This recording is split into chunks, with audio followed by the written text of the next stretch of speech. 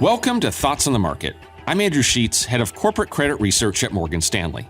Along with my colleagues bringing you a variety of perspectives, today I'll be talking about the ramifications of the Fed rate cuts and what it could mean for credit and what would benefit if rates stay higher for longer. It's Friday, March 15th at 2 p.m. in London. The big story in markets this week was inflation. U.S. consumer price inflation continues to moderate on a year-over-year basis, but the recent path has been bumpier than expected. And as U.S. economic growth in the first quarter continues to track above initial expectations, there's a growing debate around whether the U.S. economy is still too strong to justify the Federal Reserve lowering rates. Morgan Stanley's economic base case is that these inflation readings will remain bumpy, but will trend lower over the course of the year.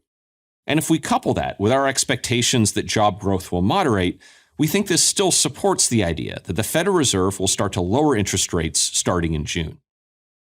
Yet the bumpiness of this recent data does raise questions. What if the Federal Reserve lowers rates later? Or what if they lower rates less than we expect? For credit, we think the biggest beneficiary of this scenario would be leveraged loans. For background, these represent lending to below investment grade borrowers, similar to the universe for high yield bonds. But loans are floating rate. Their yields to investors rise and fall with central bank policy rates. Coming into 2024, there were a number of concerns around the levered loan market. Worries around growth had led markets at the start of the year to imply significant rate cuts from the Fed.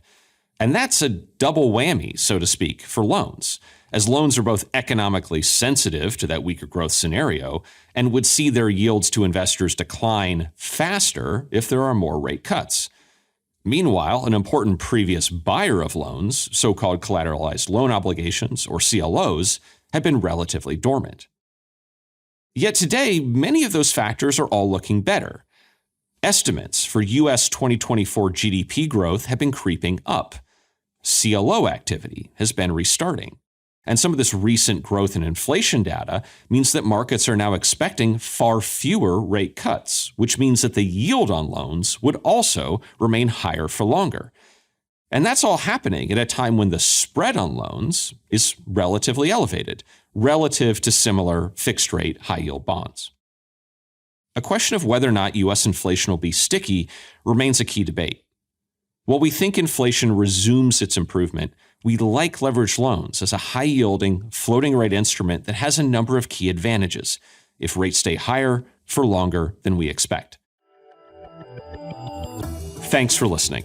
Subscribe to Thoughts on the Market on Apple Podcasts or wherever you listen, and leave us a review. We'd love to hear from you. The preceding content is informational only and based on information available when created.